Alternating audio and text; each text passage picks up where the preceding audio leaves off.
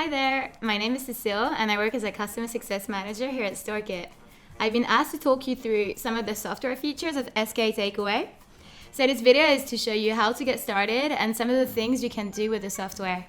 Know that this is the takeaway video, so if you're looking for the table software, it'll be the next video over. You can click on the link in the top right. Both softwares are absolutely free and you can link them together in one dashboard. But this software is to help you with takeaways and deliveries.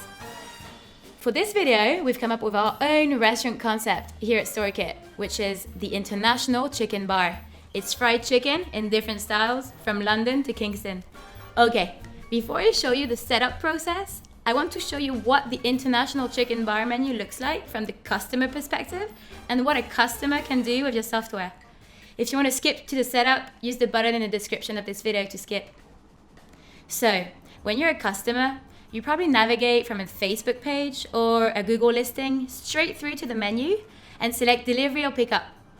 Our menu is designed to be familiar and super usable so that anybody can find their way around. There are different categories and we encourage restaurants to set a picture for all food items so that the menu really looks appetizing. We can also set little messages for the customers which come through in different colors for full range of tones: success, neutral, and warning.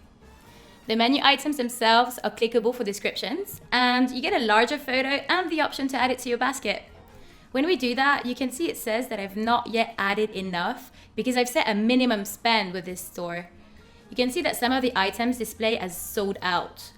I can either use the inventory tracking feature to identify when I'm running low, or I can press pause on specific items for short periods. Here is an item where I've added some modifiers. Which are these little things below. Here it's inviting us to add a side, but you can also add choices to change the nature of the dish, like make it bigger or smaller. We can also see allergens, which display like this, and which you can set for every item. You can see that this is gluten-free, and there's a bunch of different ones, including halal or vegan.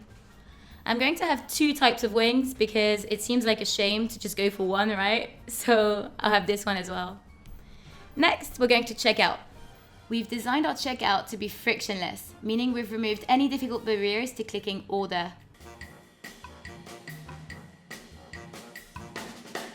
But you can see I just add any request or notes for the driver, and then I can add my address for delivery.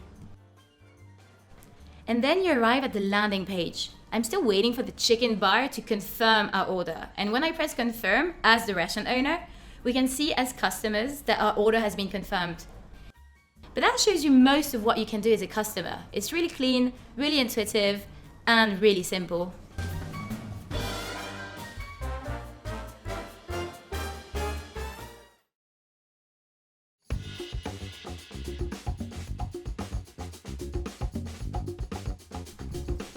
Okay, now I'm going to show you how to set up your first store. I'm also putting all this information in a blog so you can get all the details there if you missed something. It's also a useful note that YouTube lets you set the speed of videos, so if I'm going too fast or too slow, you can use that function. This is the screen that greets me when I first go to set up my store. We type in our name and our description. We found that the best descriptions are short and sweet. A logo. The space in which the logo appears is round and small, so bear that in mind when you're choosing what to put there. The ideal shape is a circle. It will appear quite small, about 60 per 60 pixels on the page itself. The aspect ratio of the cover photo will be 277 per 528. So as a rule of thumb, you want a picture which is about twice as wide as it is tall. It's also big enough that you can include text if it's large in the picture. Next, detailed store settings. You can set your email and contact details. That email is going to receive notifications when orders come through, so don't use your personal one. Here we've entered our normal opening hours. And on this final screen, you can set pickup or delivery, order notifications, and add any delivery fees. Et voilà, I can click create on my store. Now, I'm through to building a menu. Simply click on the button to add a category. I'm going to divide the dishes in my chicken restaurant by continent to make it feel more international. I can add descriptions to my categories, and I can also add descriptions to food items. The food thumbnails allow you about 11 words.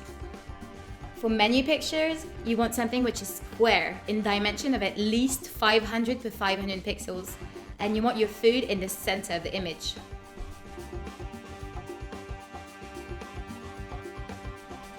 There's too much to cover in one video here, so I'm going to list some of the features and show you where to get started with them. In the coming weeks, we've got loads of videos and support articles planned for all our different features. First, the Store tab. This is where we can add our different location and choose which menus apply to which restaurant. There's some store settings we didn't add in the initial store setup that we're going to want to go back and revisit. If yours is delivery rather than pickup, you can set delivery radius zones. You can charge differently depending on how far your customer is and set a maximum radius as well. Pre-orders are a really popular feature because you can plan around them, and you can set maximum numbers of orders available at peak times, so they don't get in the way of your service. Finally, here's where we can add some cool store notices you saw in the customer view. In its own tab, you can set discounts to your menu. Discounts come with codes, names, and you can apply them to specific stores or to food only. Discounts can be a fixed amount or a percentage, and you can set a minimum spend depending on your discounts terms and conditions. Next, let's take a look at our order portal. If we click on live orders, you can see that my order has just come through here on the left. As the restaurant, I can accept or reject the order, and the customer will receive a notification. I can print the docket using this button once the printer is installed, and I can even send a notification to the customer about a delay to the order against the predicted time. I just keep pressing this button when the order status updates. If I keep clicking, it logs the order as delivered. I'd also like to show you our sales and marketing suite. Lots of our stores are marketing beginners, so don't be intimidated to muck in and get started. Sorry to interrupt, Adam here. The Sales and Marketing Suite is part of the software which is growing and getting better all the time. I'm worried that Cécile's tour could get a little out of date in this area, so if you want to hear about the current sales and marketing features in more depth, what you need to do is this. First, click on the link in the description of this video. There, you'll find a short form which will let you download the reporting and marketing pack. That will tell you what you can do with the software, and also it will link to some material to help you learn how to use it and how a pro marketer uses analytics to boost their business. The final thing to know about the software is that we have a dedicated support team. We hire people like Cécile to work full-time in order to make sure our customers are able to run smoothly with SK Takeaway. So we'd recommend logging in, having a go right now, and if you're struggling with something, get in touch and Cécile or another colleague will be there to help. Thanks.